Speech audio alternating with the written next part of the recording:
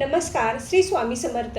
सोमवार दिनांक 13 जुलैला आहे सोमवती अमावस्या. सोमवती अमावस्या ही अत्यंत महत्त्वाची अमावस्या मानण्यात येते, कारण या दिवशी केलेले कार्य, जप, दान, सेवा, पूजा याचे पुण्य आपल्याला अनेक पटीने मिळत असते. जीवनामध्ये सकारात्मकता येते. अमावस्या 2 दिवस आहे, तर सोमवारी ही अमावस्या तिथी सुरू होणार आहे. सोमवारी सायंकाळी 6:50 अमावस्या सुरू होणार आहे. म्हणूनच या अमावस्येला सोमवती अमावस्या म्हटले आहे.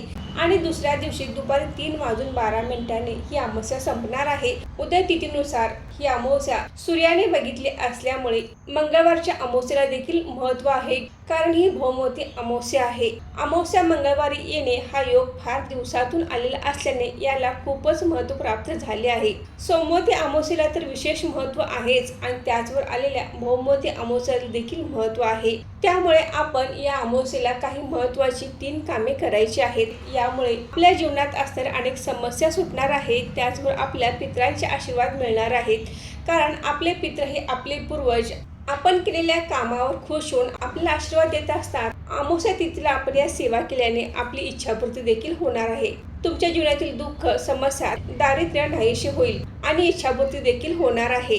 तर मैत्रिणींनो, 13 आणि 14 जुलैला सोमवती अमावस्या, भौमवती अमावस्येच्या काळामध्ये आपल्याला हे 3 उपाय करायचे आहेत. हे उपाय कसे करावेत, कधी करावेत, याविषयीची संपूर्ण माहिती आपण आजच्या व्हिडिओमध्ये घेणार आहोत. तर व्हिडिओ स्किप न करता शेवटपर्यंत नक्की बघा. नमस्कार मैत्रिणींनो, मी सारिका भक्ती विश्वमध्ये तुमचे मनापासून स्वागत करते. प्रत्येक महिन्यात येणाऱ्या अमावस्येला आणि पौर्णिमा तिथीला विशेष महत्त्व आहे, कारण या दिवशी ऊर्जा वेगळी असते.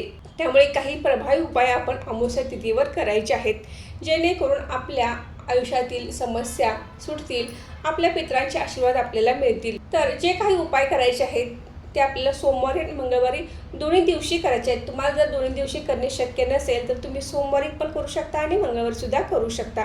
तर पहिला उपाय म्हणजे आपल्याला या दिवशी सोमवारी तुळशीची पूजा करायची आहे. तुळशीची पूजा तर आपण रोज करतोच, पण सोमवती अमावस्या दिवशी आपल्याला तुळशीची पूजा विसरायची नाही. तर आपल्याला तुळशीची पूजा करायची आहे.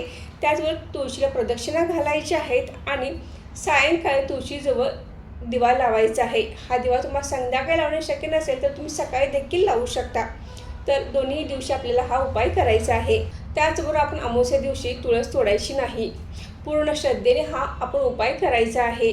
तुळशीला माता लक्ष्मीचे रूप मानण्यात आले आहे, त्यामुळे आपण तुळशीची पूजा केल्याने माता लक्ष्मी आपल्याला प्रसन्न होणार आहे.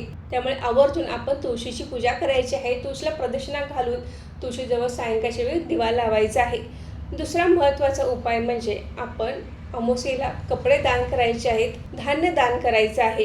गरजू गरीब व्यक्तींना आवर्जून आपण या दिवशी कपडे किंवा धान्य दान करायचं आहे. यामुळे आपले पित्र खुश होणार आहेत, आपल्याला आशीर्वाद देणार आहेत.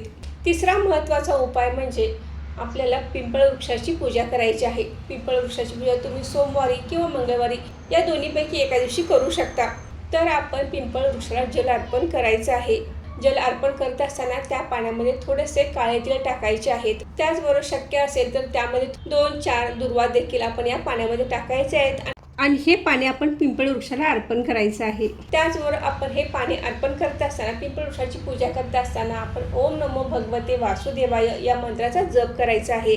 पिंपळ वृक्षाजवळ आपल्याला एक दिवा देखील लावायचा आहे. तर आवर्जून प्रत्येकाने या सोमवती अमावस्येला हे 3ही उपाय करायचे आहेत. तर मैत्रिणींनो, आजचा व्हिडिओ इथेच थांबवते. आजची माहिती कशी वाटली कमेंट करून नक्की सांगा. व्हिडिओ आवडल्यास व्हिडिओ लाईक करा, शेअर करा आणि सारिका भक्ती विश्व या यूट्यूब चॅनल सबस्क्राईब करा. धन्यवाद.